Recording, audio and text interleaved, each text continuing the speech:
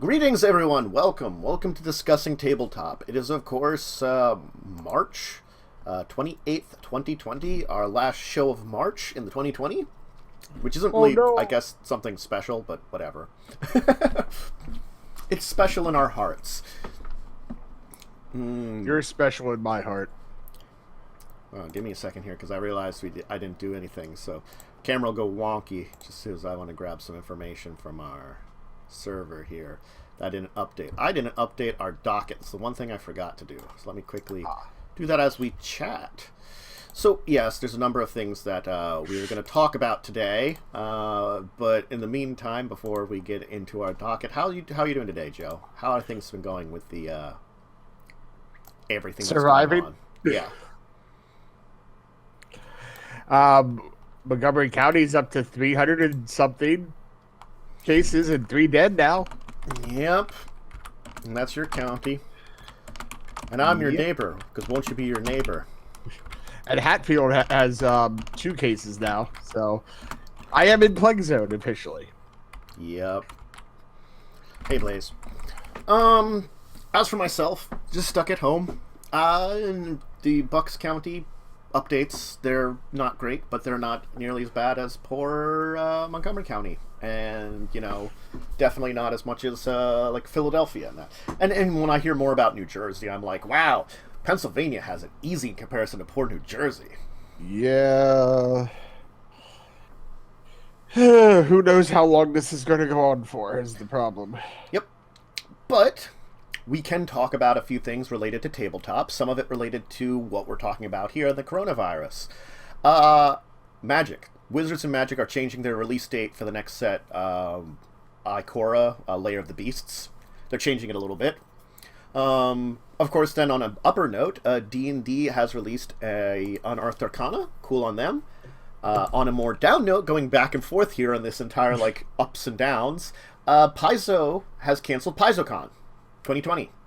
Now, that's surprising. Yeah. Now, they are saying, like, if you have a ticket for 2020, you can shove it to 2021 if you want to, or you can get a refund, which is actually really good, but we'll talk about that.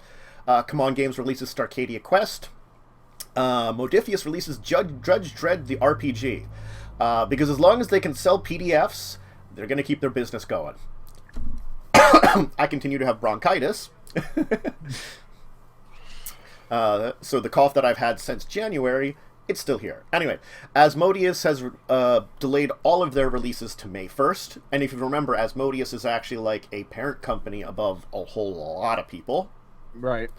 And then we want to talk a little bit about Japanime Games because they've done 2 good things. For one thing, they're putting a lot of their profits towards helping local game stores. I think we might have talked a little bit about that. We mentioned that last week. But also now they've closed their warehouses for a period of time. And we'll talk about that. And how those kind of relate to each other in a little bit. So why don't we start at the top of our list here of things to talk about, and we're going to talk about Magic changing its release, changing the release schedule for Ikora, Lair of the Behemoths. Now, for one thing, just on a side note, in the same article that they announced these changes, they do talk about how the fact they've been trying to do things to help local game stores. Good on Wizards. They're doing some more mystery boosters and sending them to store members at no charge. Yeah, I saw that they reprinting some mystery boosters, which is cool. And they're also allowing, if a local game store wants to run a tournament on Arena, they're allowing game stores to take the admission fees for it, basically. So they can, like, organize tournaments on Arena since they can't do it in person. Right. And you can that's nice. Yeah, they're doing, like, online through a game store. So, like, the game stores can still do something. But the big thing here is that I am unsure of... Let me check the original release date here. Lair of the Behemoths. Just because I am curious as to when it originally was going to be released. Yeah, that I'm not sure. Originally scheduled release on April 24th. Okay, that was so they pushed the pre-release for North America, Europe, Latin America, Australia, and New Zealand to May 15th now. Yeah. Now, granted, the release date is still April 17th for the Asian market. Which I'm surprised they haven't changed that, considering, especially China. Well, China's opening up. Remember, like, again, it's that weird thing of, like, in a situation like the one we've been in, a totalitarian regime was very good for, well, no, I can't call it totalitarian, because that's not quite accurate. A regime with very strict rules, guidelines, and ways of doing things can push forward very easily. And I'm getting a phone call. Give me a second here. What's going on? Well, it's a good thing that Magic is stepping up and trying to help game stores and find other ways to continue. Sorry. No problem. I was filling in. Because everybody's at home, so they're like, "Hey, are you doing anything?" I'm like, "Yes, it's my normal Saturday thing." Yes, mother. We're all off of work in here, but But no, I'm unsure about like what because the release was advanced to April 17th for Asia. So I don't know why they would advance that. That is a very unusual thing. Yeah. The May 15th pushback for the rest of it, I mean, that's fine. And they're doing a pre-release release schedule together, is the other thing, too. It is being released on Magic the Gathering Arena and Magic Online on the 16th of April. Yes. So they're releasing that pretty early on. They're planning on doing their previews probably soon. Last day of previews is April 10th. It says, start of previews is the 2nd. But that's the thing that's a pretty short period. That's only 8 days. Normally they do like a 2 or 3 week period for previews. So they're probably like trailing this in. They're putting out a launch trailer and then the previews pretty rapidly. They're probably wisely trying to ramp up the release for online. Is what I'm thinking. Yeah. No, I agree. Trying to shore up some sales, and since people are still most likely going to be in lockdown, or if not just getting out of lockdown at that point, it makes sense to try to hit that market. And the thing is, they're also still allowing pre-releases at home, basically, like take it home from stores for pre-release stuff. So that's interesting too. I'm gonna have to see how that works. If some stores are open by May 15th, because we don't know what's gonna go on. Again, it keeps getting worse here in the U.S. Like markets like China, Korea, they're stabilizing. Here in the U.S., not quite yet. We haven't reached a stabilization. Hopefully by then. I mean, that's over a month away. But time will tell. But also, you got to think about it. China was dealing, the Asian markets were dealing with this a lot sooner. Yes. We just kind of really got into this not too long ago. So, trying to stamp it out is going to take time. Yep. Yeah, so they're selling pre-release packs, the commander decks that are built around for the pre-releases and release events, and also you can do in-at-home pre-release events, which I'm guessing the pre-release events at home is sort of like, I don't know how those work. I can't remember. They mentioned it, like, I think in a previous week when I read up on it, and it was weird, but, it's when they suspended their in-store play. Right. It's probably, hey, you get to open up some packs at home if you have people you live with that play Magic. You can do your own little pre-release party. Yeah, I think that's probably what it kind of is. I mean, it's also interesting to see that. Well, they're doing another story for this one, like another novel, which I don't think is something we mentioned for the set. Just as a little side note, they're doing like an ebook version of it rather than a printed. So I guess they still want to do story stuff, but like after they screwed the pooch at the end of War of the Spark Block, they're just doing it how they can. Yeah. So yeah. But no, it's an interesting thing going on with this entire event. So, and there's a lot to be announced from it, but God, it's next week we're gonna start seeing the cards from it. Definitely, because that's what we're the 28th now. Second is God, next Thursday, or is it Friday? I can never remember if March is 31 or 30. It's 31 days. 31, March. Yeah. So, yeah, it's Thursday. I don't remember that the 31st was Tuesday. Yes. So we're only going to be seeing it. So by next week, we might talk a little bit about this set as it actually is, and that what we know, like how it's going in. Because I guess at that point in time, we'll at least know the mechanics and what kind of set it's going to be. So we might shout about it a little bit. I don't know. We might wait till after the previews or something. We'll see. But at least Magic is having a decent response here. Oh, I could have had that open, and I forgot to put that up. The little image. It's fine. So yeah, Wizards is doing a good job in this trying time. That'll be up for like 3 seconds, as we probably should just move on. Because, hey, there's something interesting out. Unearthed Arcana for 2020. Yes. God, I looking at some of the new spells, I really wish on our Thursday game I was going a little more Warlock than I planned to, because there's some damn cool Warlock spells they're adding in that could really fit flavor-wise with this character. They got a lot of interesting summon spells, which I kind of like. Yeah, well, like summon undead spirit. I'm like, I could totally take that and like summon one of the people inside me. You know, great. It would be great flavor. Or Spirit Shroud, which is awesome too.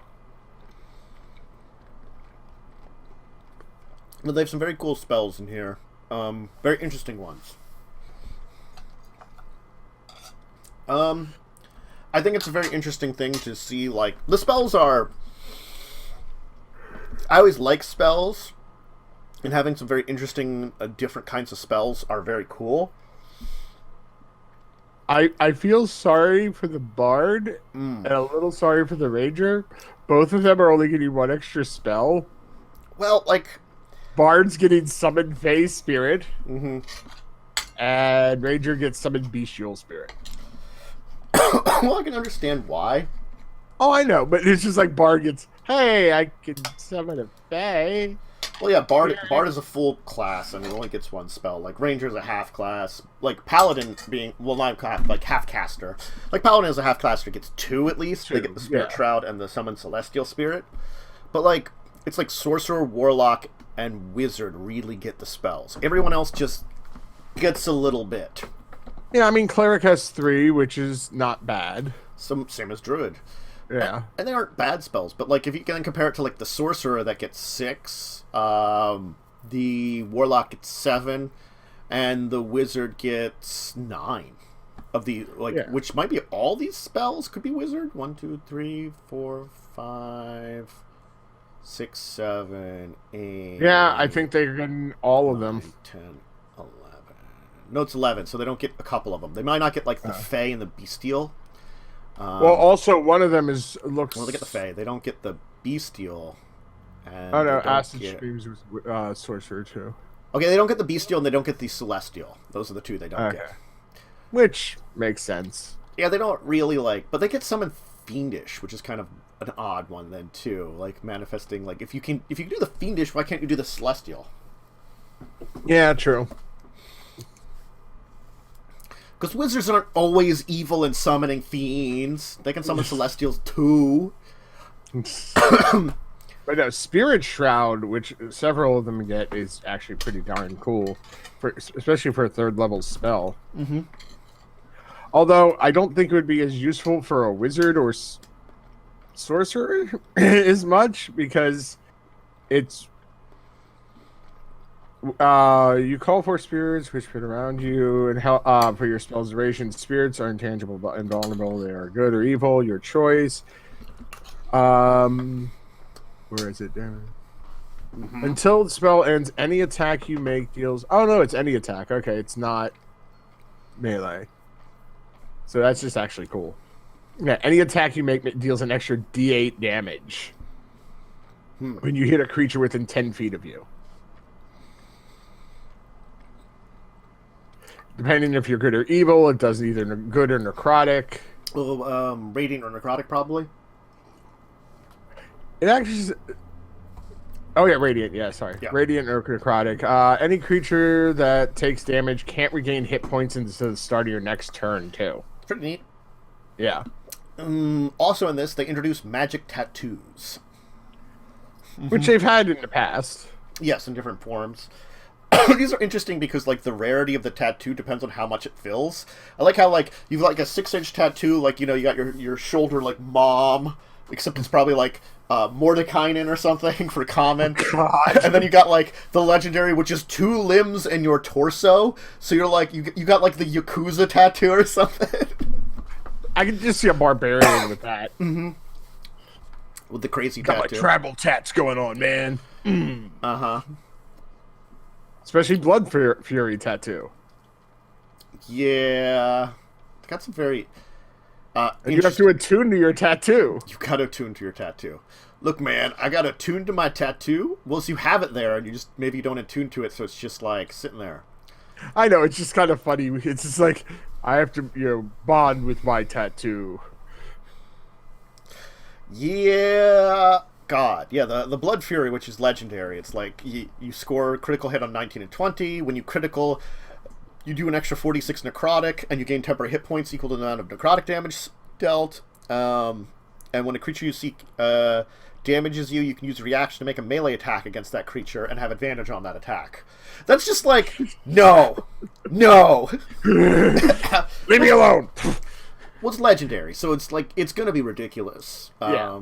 Of course. Now, here's the question: is how much does a tattoo cost? It is a magic item that has to be made onto your body, so either you have to, like, earn it in some kind of ritual or some kind of, like, as some kind of reward for a quest, or it will cost the appropriate amount that is mentioned in the DMG for around what it is for magic items, and legendaries are god-awful expensive. Yeah. Like, common magic items are, like... They say, like, from 50 to, like, 500, I think it is, or something. You can get a spell-wrought tattoo that's common, if it's a cantrip, a first-level spell. So you can get... Those are common. You could. Basically, I think it's basically a skin scroll at that point.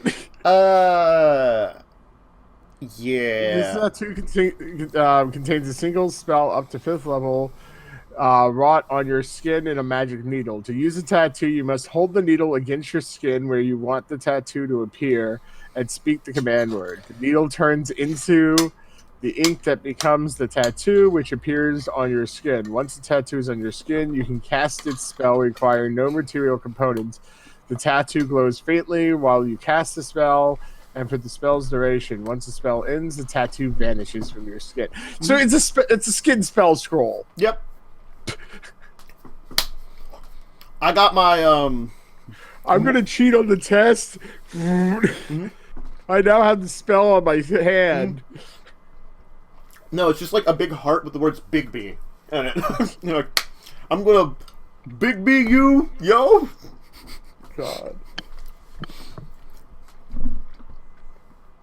But they can't look arcane. They've got to look like the cheesiest thing. Like you have a dolphin that allows you to like walk, like swim or something.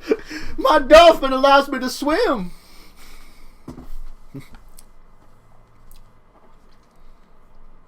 Yeah, no. Okay, that's interesting. You can get a masquerade tattoo that's common. Yeah.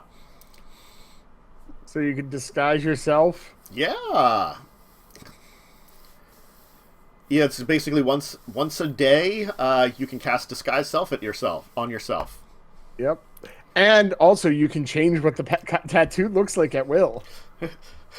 So you change the words on it, so it's like, so it's like you... Oh, God, it's a tattoo that Amy had from Futurama. Uh-huh. I was going for, it could be like, you've got like, a girl's name on it, you could be changed, it's like, now it's your name! God. You'll never regret your tattoo again. That's accurate. You might regret you got the tattoo in the first place, but you'll never regret what it says or what it looks like. Or you can make it dance or something, probably, too, because you can just have it shift back and forth. Yeah, but it's probably, like, slow to do that, so it's like, whoop, look, whoop, I got a hula girl that can dance. Whoop. It's like, that's really slow. That's not that entertaining. It entertains me on lonely nights in the prison. Oh, jeez. You're in a prison with your magic tattoo. What are you doing in there with that magic tattoo? Where do you think I got the tattoo? From a wizard that was locked up?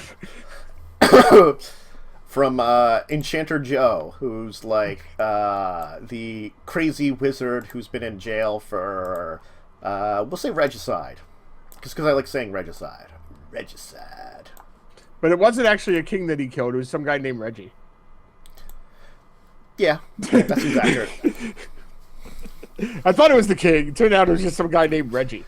Look, just not my fault. Our king's also named Reggie.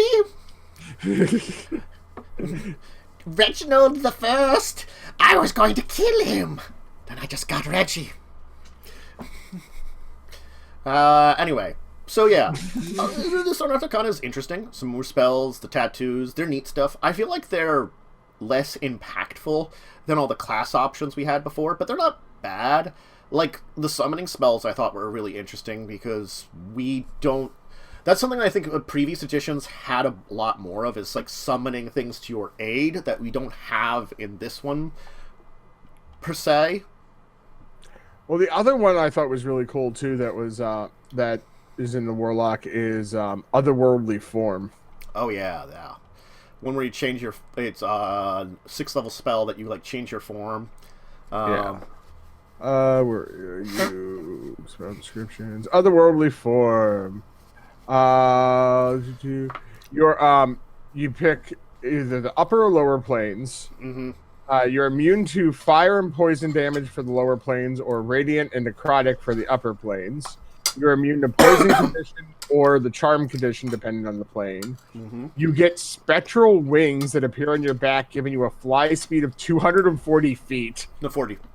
Oh, wait, no, 40. I'm sorry. Boom. My dyslexia kicked in and put the 2 from the line below, which is you have a +2 AC bonus. All your weapons are magical. And you can use your spellcasted ability modifier instead of strength or dexterity. Yep. Dang. And you attack twice instead of once when you take an attack action on your turn. Doesn't stack with the extra attack if you already have that. Right. But like a wizard or a sorcerer that doesn't get extra attack, that'd be very helpful. Ooh, yes. I don't think a warlock gets it either. Cleric might... Pact of the Blade Warlock gets it. And I think a cleric gets extra attack too. Yeah. But if you're playing one of the other warlocks, then... Mm-hmm.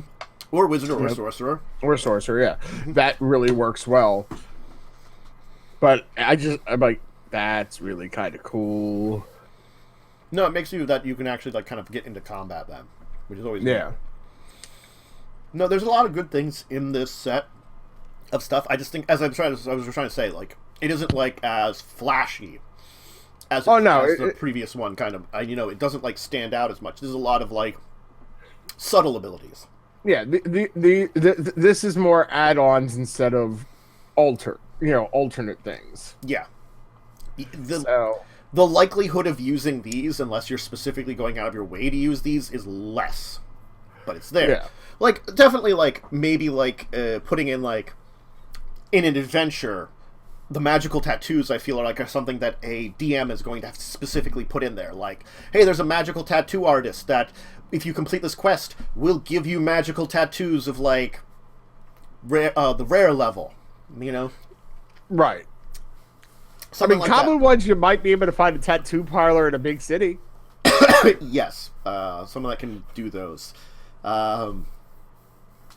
They probably would be able to do the other ones, but probably like it's special commissions or something from like organizations that might be for the more powerful tattoos, or something like that. That would be harder for like your common adventurer to convince them to do it, other than like the small ones. But the small ones might be their apprentices for the bigger person or something. But regardless, though, very interesting, very cool to see Unearthed Arcana. It's the kind of thing that people can do from home, so I was expecting these two anyway. Let's move on though. Let's talk about Paizo Con. Oh god. And its cancellation. Yeah. I mean, I understand it's actually in this time period because of when it was going to be. It's a good thing. And we don't know when everything's going to start to settle down. They're playing it safe. Yeah. Because, granted, this was going to be closer to, like, I think into May section. But, like, I'm glad that, like, Paizo's being like, look, man, we're just canceling it out. It's still in the back end of, like, when things happen. And things could still be happening. We're just going to cancel it now. I wouldn't be surprised if we see Gen Con and was it? Oh my god, what's the other one? That is the major gaming convention over the summer. Is it Dragon? No, it might be Dragon. Dragon Con. Dragon Con is a big one, but it's not usually. That's like a mixed bag of like fantasy. Gen Con's the real big one. Gen Con's a real big one, and there's another one that's like I can't remember its name right now, unfortunately. Mm-hmm. But anyway, like, I wouldn't be surprised if we see something from Gen Con at some point in time, especially if this goes on. Like, the only convention that I feel like might be alright right now is Unplugged, just because it's way into November. Yeah. Granted. I mean, if we're still dealing with this by the end of November, we got some real bad problems. Yes. If by the end of summer we're like hearing problems, but then again, like there's like the also talk of resurgences after summer. But I mean, we'll see how much our initial infection goes in this country. Wish us luck. But anyway, yeah, due to the pandemic, they canceled Paizo Con. So they've canceled all the room reservations en masse. Hotel reservations, up to people to cancel them. I mean, at this point in time, most people... The only unfortunate thing, as I said, like, most reservations you get at a hotel are cancelable. Sometimes you get rooms for cheap prices that aren't, but they say contact your hotel, especially because, like, pandemic and canceling because of pandemic, hotels might be willing to look the other way. Yeah. They will be planning on doing something digitally over Memorial Day weekend to connect with fans, kind of to make up for it, I guess, in a little bit, providing some digital content and stuff so we can look for that. They're planning for 2021, and that's the May 28th to 31st of 2021. If you plan to attend next year, though, then you can push your 2020 4-day badge to 2021. And they'll have and if you do that, they do say they'll have an enhanced swag bag to express appreciation. Nice. Yeah. Yeah. All the badges, the preview banquet tickets, have been automatically issued to work with 2021. But if you're determined to return those, there will be refunds. I mean, Gen Con might be safe. That's not to July 30th. I'm going to say that's up in the air. That depends on how long the major... That's what I'm saying. It might be. I think there was one before then, which I can't remember the name of. That was a smaller one. Conventions in the U.S.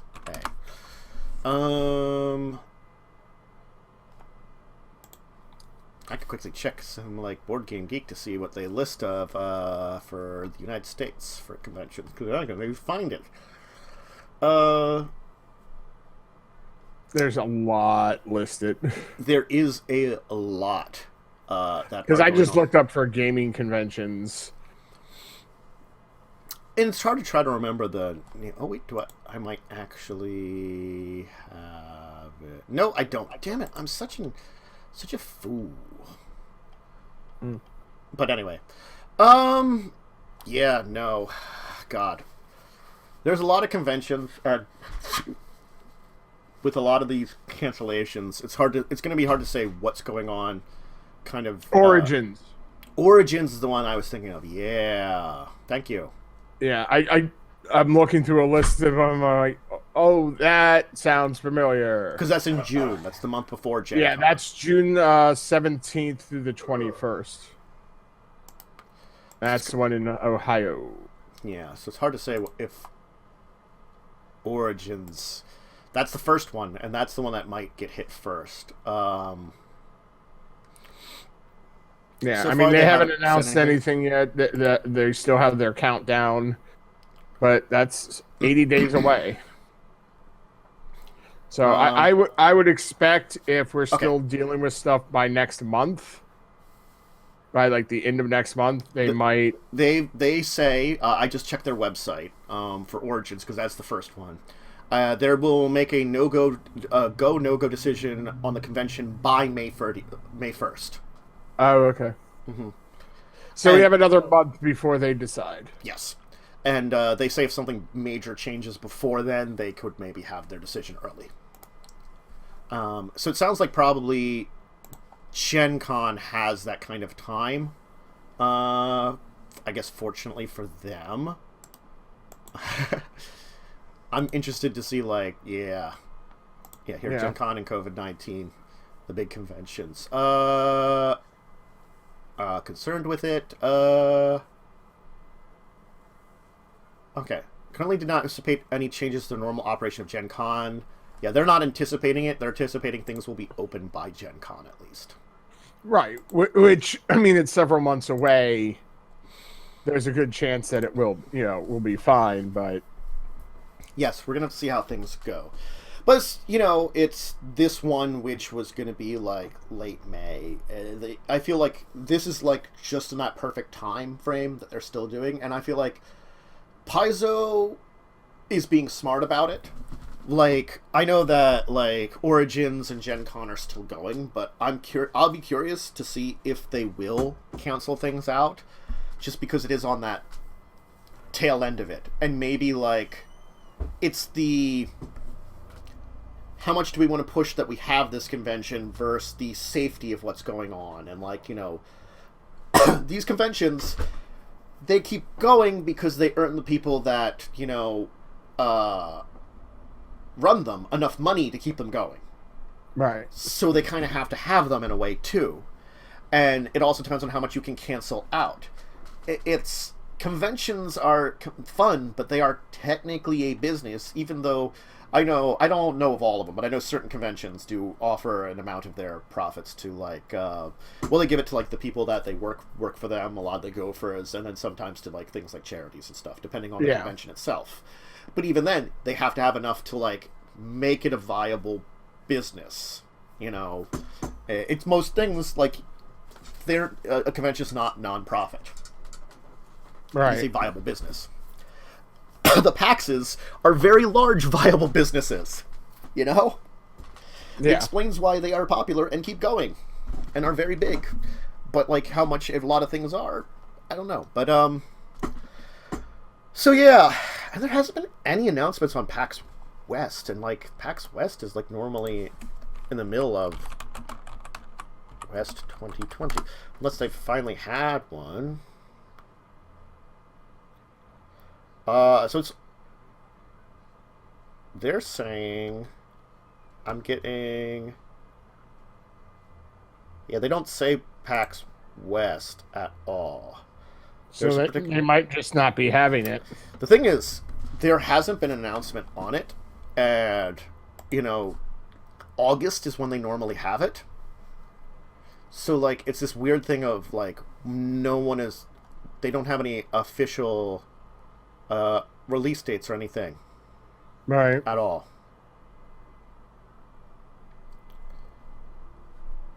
So, we'll have to see, like... Yeah, they haven't had any news as of yet, so it's kind of like this weird thing going on. So, but anyway, back to Paizo. I'm glad that they're doing what they're doing. That they're kind of like they're saying we're transferring the tickets over to next year. They're letting people know, take care of your hotel reservations. Take care of everything you set up. If you don't want it, you can get a refund. Things like that. It's great. Yeah, no, they're handling it really well. Yeah, and they do warn you that if you do rescind your ticket or your badge or banquet ticket, you can't get them back, which is great because that makes sense. It's like you'd have to get it again.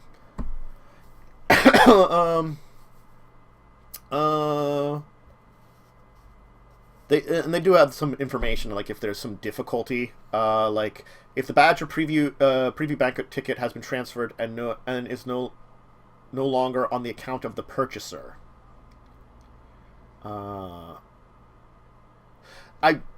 They give you a lot of information that if you're having trouble and you kind of want to transfer these things over. So I'm not going to dive into try to like technical jargon my brain here, right? Because it's not going to work. But so good on Paizo for this here. Very good on them. But we do have a number of other topics we do want to handle here before we end today's show, of course. Yep. And I want to talk about a board game that was actually released from CMON Games. Let's just put this in a... Come on.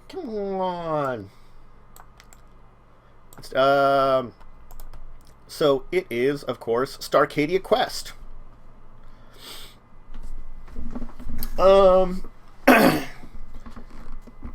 So it's they have the Arcadia Quest line, which I remember hearing about before. I don't think we've talked about it a lot. Which is a PvPvE. So you're all fighting the board, but you're also kind of fighting each other in a way, kind of a game. Right. And Starcadia streamlines a little bit of the play to make it a smoother thing over Arcadia.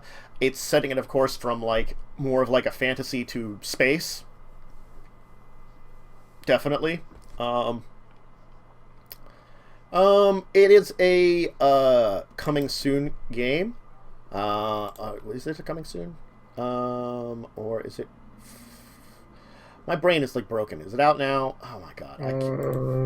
I can't remember my announcement on the docket because that was what the full announcement is, and I found it. Released. Okay, so it is out. Okay, it is out. Yeah. Yeah. You see, like my brain broke for today, just a little bit. Just a little bit. What else is new? Yeah. So it's an $80 game.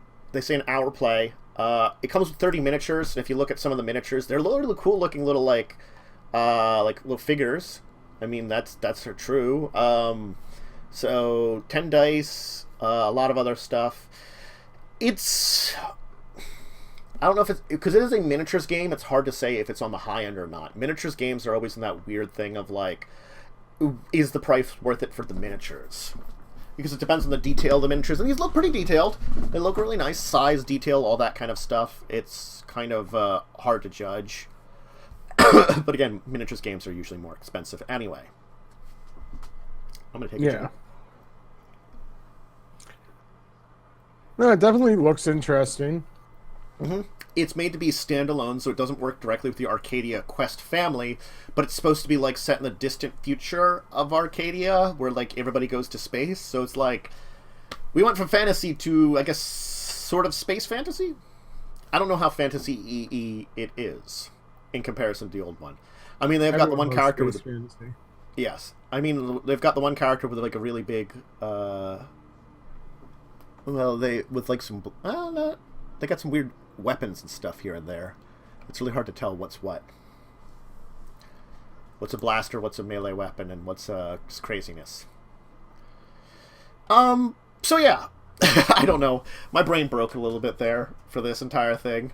It's an interesting looking game. It's good to see some releases coming on just out there. And CMON Games, you can get stuff through their store rather than getting it in an actual store. So I mean, that's at least something. It's a bonus right this time. Mm-hmm. People are more, if they're getting it, they're going to get it directly. Mm-hmm. The thing is, I think this came out right before the Asmodee shutdown. Is the only thing about it. Because CMON Games is under the Asmodee family. So they've delayed a lot of their new release items until May. So, I mean, that's one of those things of, yes.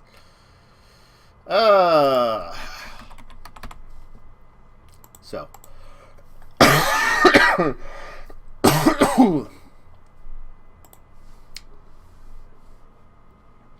But, anyway. So that's Starcadia Quest. Now, something else that we can talk about that is a release that does have physical books and non-physical books is Judge Dredd, the RPG.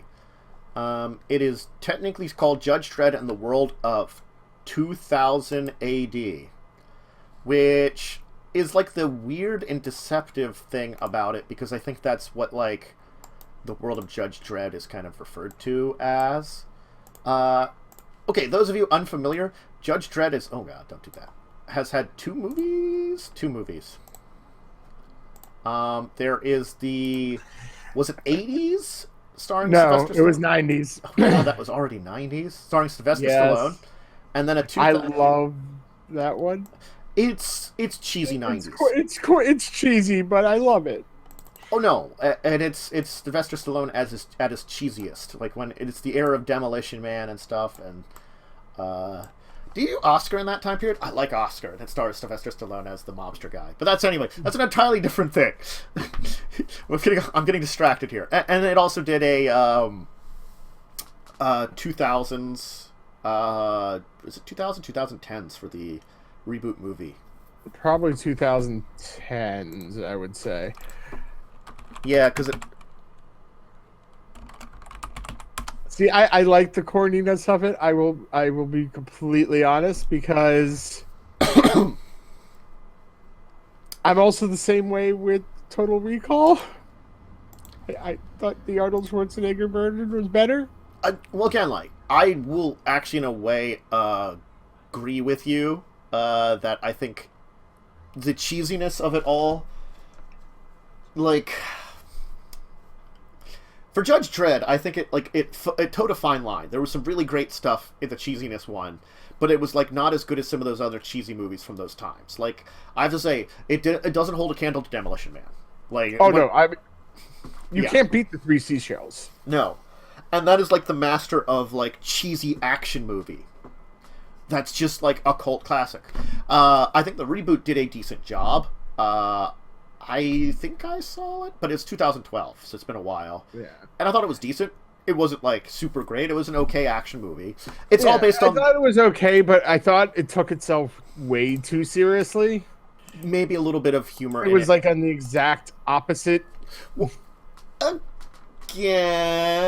it's... I know, it was being more true to the comic and everything. I've never read the comics, so I can't stay there. Yeah, and it's been a long-running comic series done by IDW, or IPC here. I don't know.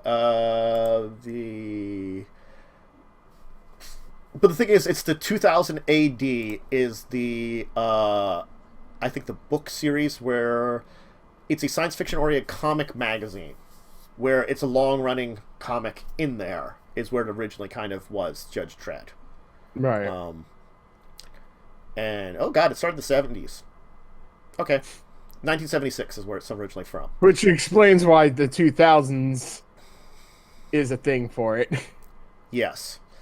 Because they're like saying, like, it's like freaking... Dystopian future. When is Judge, Demolition Man? Yeah. I think it was like the 2030s, I want to say. 2032. Yeah, it wasn't that far in the future from now. They at least jumped ahead like 40 years, so like it was weird. You can almost see it as like a weird possible future, because it's like a horrible thing happened, and like a horrible like It was, well, the earthquake. It was the big earthquakes that happened sparked a lot of it. Yeah, the like a massive earthquake, like probably one of the biggest ever, kind of sparked everything and got everything started, and then like, created the hippie society that was there, in California. But anyway, we're getting very sidetracked here, like trying to explain Judge Dredd and stuff, and that's fine. Kind of trying to establish this, but so that's the entirety of it is like a post-apocalyptic dystopian wasteland. It's normally set around these like Mega City 1 in the dystopian future. It's like and it centers around law enforcement, and the judges are like street judges. They arrest, convict, sentence, and execute criminals. Is the entire thing of them. So that's like you were basically one-man law in a city in a dystopian future on the edge of chaos kind of thing. And it's an interesting setting, that's for sure. I can understand how it make a very good role-playing setting, definitely. No. So they have put out a 2 books in this, in the Judge Dredd and the World of 2000 AD. 2000 AD.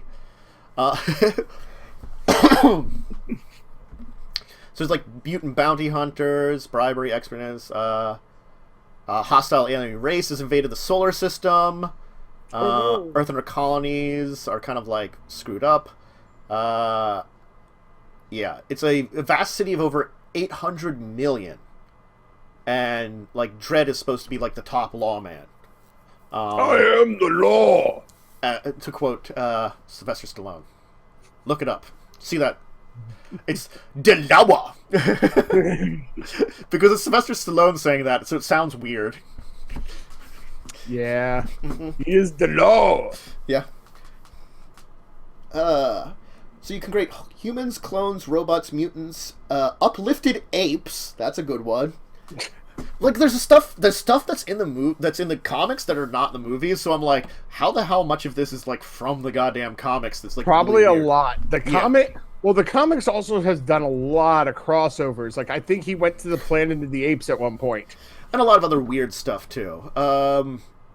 Equipment and weapons, like the Lawgiver pistol, they stick behind a Lawmaster bike, rules for running the game.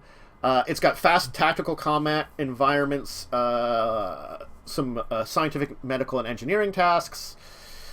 They talk about some of the key locations within the Mega City 1. Again, it's freaking 800 million people in a city, so I mean it's a crazy thing. God, every time I think about the bikes, I just remember how they kept breaking down in the movie. So apparently, like, it also it's not just you have to be a judge. They say you could be a task force of judges trying to like take down some criminal organizations, but they're also like they have rules for being a street gang, in this time period, trying to avoid the judges. Or like I like this one where apparently like it's a group of citizens hoping to negotiate a Black Friday sales at one of the massive shop plexes. Apparently the most dangerous tasks of all in that book. God, I guess you're literally probably killing each other for sales. It's an interesting one. So they do say, like, at least for Modiphius, the warehouses are closed. So if you do get the physical copy, it's not going to ship until May. You will get the PDF immediately on purchase, and most of their physical books do have a free PDF with it. So, like, you could get the 40-pound physical book of Judge Dredd, and you'd get the PDF immediately that you could use if you want a physical copy of it. And the one book that they've released with it is Robot Wars, where like robots are turning against their masters. A charismatic robot leader is leading the way. You can play as judges in the Robot Wars or civilians and perps. So like they actually have like a thing where you could be like judges on the side of this, or you could be like the people that are under the war. Rules for robot characters and discussion of robots in society, things like that. So that's actually a really cool book that they put out originally with this. They put out 2 books quickly. Yeah. I want to go explore the wasteland, though. yeah, that'd be kind of cool. I mean, there's a lot. Like, this is a really interesting property that it... I'm surprised it hasn't been tapped before, really. Yeah, for a role-playing world. It's a very in-depth world that I feel like has very good ideas, because it is like a apocalyptic dystopian kind of future, but there's like that interesting idea that it's like the bastion of civilization. Again, it's like it's this one mega city of like 800 million people, and you know, the idea that your average characters are probably going to be the judges. Again, there's rules for playing adventures just in mega city, or like probably like wasteland, or what's going on in this world, but the idea of being like the one person laws and trying to maintain order in this like place is kind of interesting. I am curious as the system they use. They probably use Modiphius' 2D20 system, but they don't mention for sure what's going on. Yeah, I would assume they're probably using their native system, but yeah, they could use something else. Theoretically will put out a Kickstarter or something at some point. They oftentimes do, so maybe if we get lucky, they'll put something out and we'll be able to actually like see the exact rules. Yeah. But no. Yeah, God. 1995 was the Judge Dredd film with Sylvester Stallone. Yeah, I knew it was 90s. See, I can remember which of the cheesy movies are 90s and 80s sometimes. Because there was Sylvester Stallone and, oh God, what's his name? Who played the little Weasley character? Oh, Rob Schneider. Rob Schneider, which that was, you know, kind of during his heyday. Yes. God. Yeah. There's just some like God, the rabbit hole that sometimes I'm led down when I'm on this show of like, what are all these things here? What can we look into? What do we want to know about? Yep. Okay. Oh, Oscar was 91, Cliffhanger 93, followed by Demolition in 93, Judge Dredd 95. Okay, I was looking up Sylvester Stallone's work. He did a lot of really good movies back in those days. Like, really quickly in the early 90s. Yeah, that was his heyday, too. It was just like, Stallone everywhere. Yeah, 80s into early 90s, definitely. Yeah. So. Well, and in the 70s, late 70s, because he also did all the Rocky movies. Which he's been doing a bunch of stuff with that, like, now. I mean, yeah. The fact is, like, he came back when they kind of rebooted Rocky with the Creed series, and he's showed up in a bunch of movies since then. You know, he had his kind of resurgence, and, like, you know, the late 90s, 2000s were kind of meh, and then they kind of put back into this, like, 2010s resurgence. So good for him. Do likes a lot of his movies, so. But yeah, so that's Judge Dredd. That's an interesting one that we are seeing a release for. But let us move on, and I'm out of images because a lot of announcement things. Let's start with Asmodee releasing, delaying on their new releases items until May 1st. And the thing is, because Asmodee has like all these smaller companies under it, again, like we just talked about how Plaid Hat Games got out from under it. So, like, it's no longer part of it. So you have to consider how they still have, like, they still are a parent company to a lot of groups. I am really, like, Fantasy Flight, Z-Man, I know there's a bunch of others, but I can't remember them all at the top of my head here, unfortunately. And it's really hard with Asmodee to figure out who is under them. Very true. I think that takes us to Japanime Games? Yeah. I don't think there's much else more to say about that, but they closed their kind of distribution down for now and are kind of like companies. God, I just want to know who's under you, Asmodee. I really just want to know, and you don't. Oh, which board game companies are owned by Asmodee? Thank you, Board Game Geek. God. Facilla Edition Z-Man Games. It was Plaid Hat Games there for a while. Oh, someone tried to put a link in the chat. Pretzel Games. Fantasy Flight, Days of Wonder, Cantan Studios, Wind Rider Games. Days of Wonder. I forgot about them. They're the people that do Ticket to Ride. Yeah. So, yeah, Mayfair, which I think... that's one I remembered about. They have a lot of game places Yeah. under them. They really did, like, eat up a lot of companies. Because they're the people that... They technically ate up the Cantan studio. Yeah. So they have Cantan under them. Catan. I keep trying to call it Cantan, but it's Catan. Catan. So. Anyway. Let's talk about Japanime games. So the first thing is, we did talk about a little last week how they are giving 50% of their sales to local game stores to help support the trying times here during the pandemic. But also, on Wednesday of the... like 2 weeks ago? On the 20th, they had this announcement. Though, like, I didn't... Look, I didn't go directly to their news thing here on Japanime Games website, which I probably should have. I could have seen this for last week, but I didn't. So they're trying to figure out. They were trying to figure out things that they can do, and they had the 50% sales thing for local game stores. Okay, that's actually the 50% help. That was actually last week. Where is the shutting down announcement for stores? Let me try to figure that out.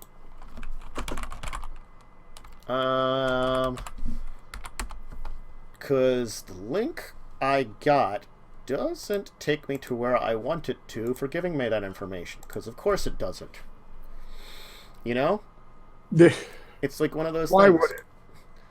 Where I originally saw this news. They didn't get where I originally. Most times, like, I have a couple of other news sites that I kind of browse through for what's going on in, like, the tabletop world that I think would be interesting, and usually they have links to where the releases are. And this one, it's their blog page, the press. Yeah, I don't see it under here in their press releases, and it should be by time, but here's what the announcement was, at least part of it. Warehouses were temporarily closed on Wednesday, March 25th until at least April 7th, when the order is at the moment set to be lifted. Yeah.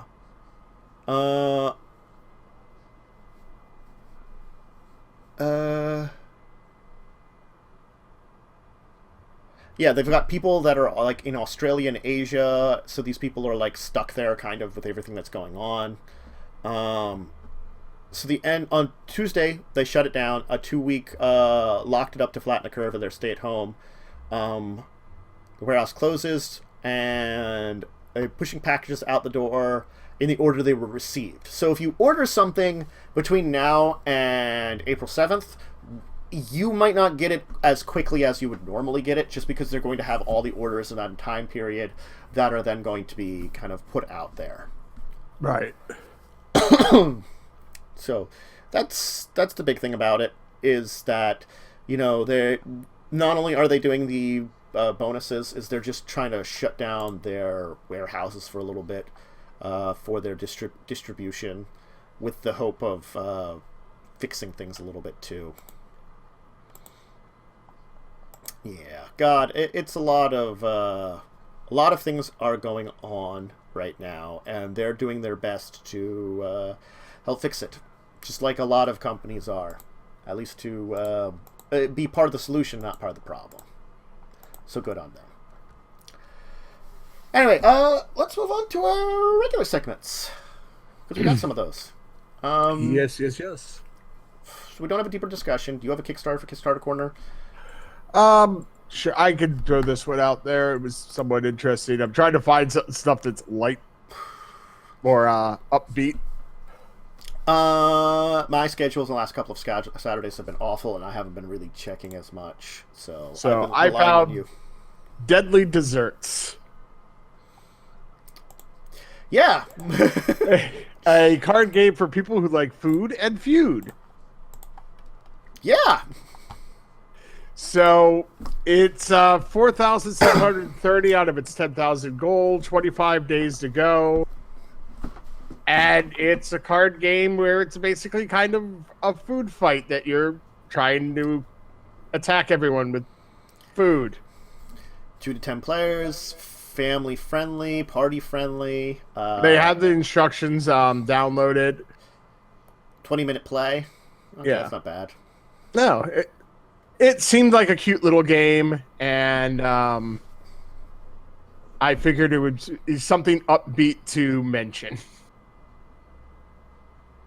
And Artwork's interesting. Go ahead. I was gonna say it's either 25 for just the game and all the stuff, or 35 if you want some like flinging scoops. That's Yes. weird. And it's high replayability, which is always. Mm-hmm. I mean, the most expensive one is only $30, or 35 for the flinging scoops. So that's not bad. No. Cool. So you have 500 health, a handful of food champions, and you battle it out, kind of thing. Interesting. And then you said they had rules on there. No, it has like a cute little food monstrosity artwork. It's all like they're all like weird like food warriors, food monsters to fight it out. It's kind of like it. Like, the entire artwork is, like, the stack of pancake with, like, spider legs at the bottom that are, like, it's breathing, I guess, like, syrup gas rather than, like, fire. Yeah. It's definitely supposed to be family-friendly. Like, there's an almond milkshake something. Milkshake Magnetica. It's like Magneto that's an almond milkshake. Yeah. It's cinnamon breathing pancake. Oh, it's breathing cinnamon. Oh, okay. Double Agent Seltzer. And it's also got like, it does look like it's got like blueberries. It's like blueberry pancakes or something. Yes. So it's cutesy. It's funny. Mm-hmm. So I figured I'd throw it out there. You know, that's a nice little one to throw out there. I definitely agree. That's a fun little one to get people in like a good mood about it. It's a very interesting little game. So yeah, Deadly Desserts up on Kickstarter now if you're interested in it. Let's hit our weekend tabletop. We'll make it. Yep. So let's see here. We had all 4 RPGs this week, and I think that was. Did we do some tabletop? I may have played a game of 10. Oh, we did do. God, I did 6 RPGs. We did. Well, I know we did some stuff off stream with. Yes, we started one of the Tales of the Yawning Portal.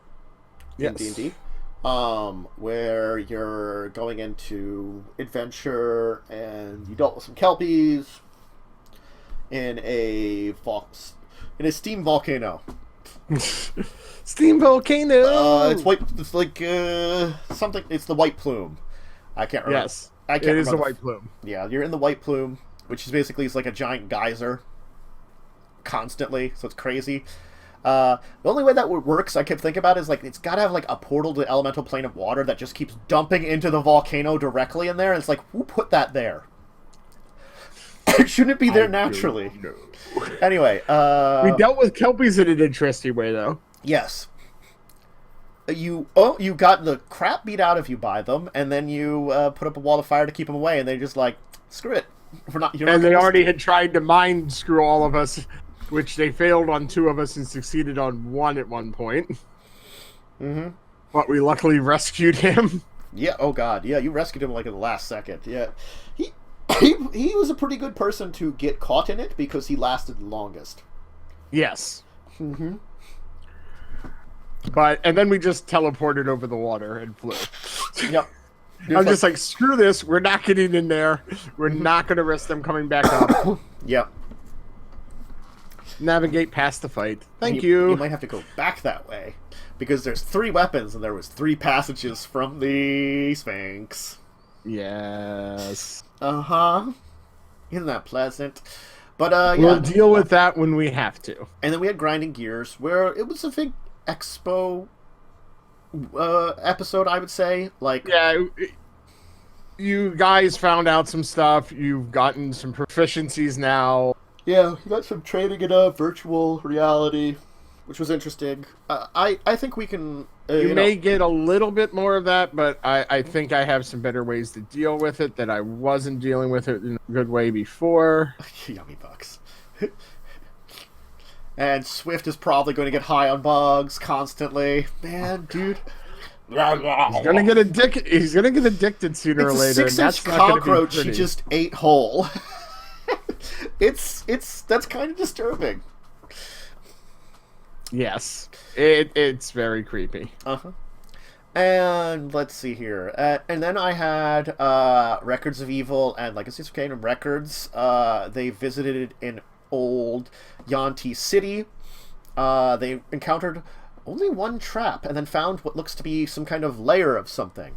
They also found a jungle dwarf that has been accompanying them now, whose ship apparently had sunk and was trying to cut through the jungle. And he was like, "Oh, if I stay with you, I can go back on the boat. So rather than 2 months back, I can wait a couple of weeks and get back. If I stick with you on your boat." Is it a mighty jungle? Yes. I mean, it's the Dino Jungle. But yes. So yeah. And they encountered... they have to take an alternate route, though. Because the stream that this river they were taking, there were some trees that were collapsed into it. That would have been very difficult to clear out of the way. So their dwarf friend's like, "I know a tributary that we can go on. It's a little more difficult, it's a little thinner of a river, but our ship should be able to get through it. Or your ship should. So we'll see how that goes." Agreed. And then in Legacies of Kain, they resolved some of the after-auction stuff. Went and met with some people. A number of fights have broken out in the city of Honolulu now, between the various groups that were here, now that the auction is over, because people want to murder each other, and they're looking for the excuses. And other various bad things will probably occur, especially when the protection of the hotel is lifted in, relatively soon. Well, a bunch of people have already left, so it was very interesting events. And they have plans of murdering... Oh! They blew up a motel in Honolulu. The Nosferatu assassin guy lured his arch nemesis to a location with the fact that he might have been there. And then rather than going in and just trying to actually stab him, he was just like, "I will do this the modern way and the more sensible way." And he hit a button and the motel blew up. With probably Avery in it. Biddy in it. Fun! Yeah. And there's still some of the Sabbat forces that were there alive. So now it's going to be kind of cleanup. And fighting the hopefully wounded guy. So it was a lot of fun. And also, their hacker only delayed the police for 10 minutes. So they don't have long before the explosion lures many, many cops and people here. But basically, he only delayed a little bit. And then in Children of Wrath, you got back to the Orvada, the city, not the country. They were already in that. Orvada. Yeah, Orvada. From Venusa. Claude learned he had new forms. Everybody got some new interesting things. Kazrin has yet to unlock his new interesting things, and Maxwell only has one of his new abilities so far. The others will kind of show up in random places where I will determine it, which will be also very weird or maybe helpful to him. We'll find out. And then you got some shopping done. Everybody got some really awesome hats. I got one that slightly stretches with my form. It's really only good if you keep on medium forms, but it's helpful. Yeah, well. You went Targ's hats, the Orcish Haberdasher, and he was great. Everybody loved Targ. And then you started down under the sea with the submersible. Under the sea, holding my breath. I mean, you don't need to. I don't need to breathe though either. Okay, accurate. So yeah. So it's just like I'm just not going to take up anyone else's precious oxygen right now, unless I need to speak. Yeah. So lots of fun. Yeah, and I think that was. Oh, and we did have our Pathfinder game, didn't we? Yes. Did we? We did, but it was just a buying session. That's right. You were getting a bunch of equipment and stuff for your characters. Yeah, that was still good. Because unfortunately, we didn't have a lot of people. Yeah, but we kind of had it, and I'm pretty sure somewhere in there I got another game of Catan in. I can't remember when, but I'm pretty sure I got another one in. It's hard to remember. Because I've been doing... occasionally I've done some tabletop sim with Will and some folks from my one crew of people that... I guess, like, with this trying time, it's been good because now we are all doing some stuff occasionally together in that group. Occasionally. Just because people are around more. Yeah. It's just one of those things. We're just all around more. But regardless, though, I think that's probably a good place for that segment. Unless you did anything else, Tabletopy. Nope. Pretty much, if I'm doing something tabletop, it's normally involving you in some fashion. Usually. Not 100%, but usually. Yeah. So yeah. And then for myself, I guess that's it for today. Consult Tables are our last segment that we normally have, where if you have questions for us in some kind of form that you want to ask us, go ahead. If you say it here in the Twitch chat, we'll answer it here. If you throw it in the description of one of the Discussing Tabletop videos, I will also answer it here. If you throw it into my Discord, either message either of us on Discord, message us on Twitter, at TeacherCoven for me, at JWSeeker81 for Joe. Email us at discussingtabletop@yahoo.com. Any of those ways, if we can answer it right then and there, we will. If it's something to bring on the show that we feel like it's a good thing to talk about, we will do that. So there's a lot of ways to reach and talk with us that we will definitely have some good conversations. But, hey, it's a good show. I think we're about done it for today. Yep. Thanks for joining us, everybody, today that popped in and hung out with us. I hope you are having a great weekend so far. I hope the rest of your Saturday goes well. I hope you stay safe and healthy, no matter where you are, whether you're locked in or on adventures out there. If you're looking forward to more stuff with us, Joe will be joining me, of course, next week for more Discussing Tabletop, and of course on Thursday for Wrath. Children of Wrath, and also not this Sunday, but we'll announce that one. You know, the grinding gears. Yeah, that's following Sunday. It's still a week away. Yeah, it's still a week away for that one, so we'll talk about that next week. I should be having Records of Evil and Legacies of Kain on Tuesday. If you're looking forward to more just gaming streams, I'll have a bunch of them during the week here. I know like this week here was a little bit like up in the air for my schedule, but I'll try to have some stuff. Finish single player 7 Days to Die. I want to finish that up, and then more Subnautica base building, Stellaris, our weird empire building, and of course RimWorld, that colony that is totally surviving just fine. Probably. It's a lot of stuff. Anyway. Yes. I guess that's it for today, then. Well, it's been an interesting one. Yep. Some interesting topics. Have a good weekend, everyone. If we do any streams, I'm sure Tantus will announce. Yeah, if I organize something for like tomorrow evening with people or something, I'll see about it. I'll figure it out. Let people know. Yep. You'll see it on Discord, Twitter. But otherwise, just enjoy the rest of your weekend. Stay safe, stay healthy, and until next time, farewell. Bye.